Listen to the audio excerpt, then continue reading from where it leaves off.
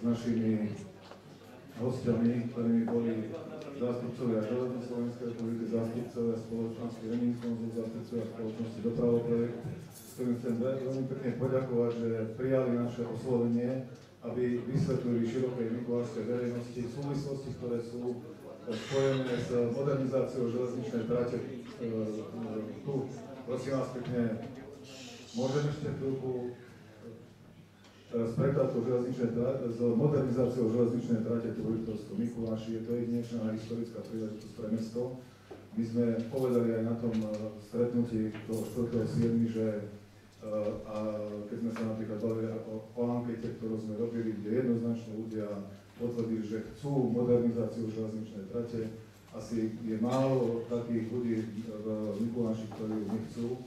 A je to spojené potom, pokiaľ sa začne, pokiaľ štúdia realizovateľnosti nás pustiť ďalej, alebo pustiť ďalej investora, pokiaľ sa začne, tak bude to veľká príležitosť jednak pre pracovné miesta v meste Liptovský Mikuláš v regióne.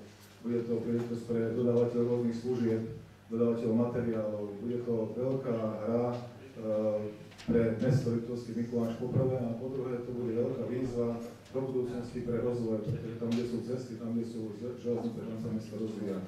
Ja sa chcem podpísať po to, aby sme tento projekt nezabrzdili. Ja vás vyzývam všetkých, ktorí by ste mali nejaké iné myšlienky, aby naozaj ste sa zamysleli. Ja vás nemôžem ani vyzývať, ani vás nemôžem dohovárať ako otec synovi, ale ja vás môžem len požiadať o to, aby ste zvažovali každý krok, ktorý robíte, pretože tak ako bolo povedané, nič nie je isté a nebolo by sa rád, keby sme o toto prišli. Chceme zastupovať, tak ako sme to mali, dobre, všetkých občanov mesta, obyvateľov mesta Liptovský Mikuláš bez ohľadu na ďakujeme za prednášku. Otázku Pán poslanec, vás to nebaví, nech sa páči. Tam sú dvere.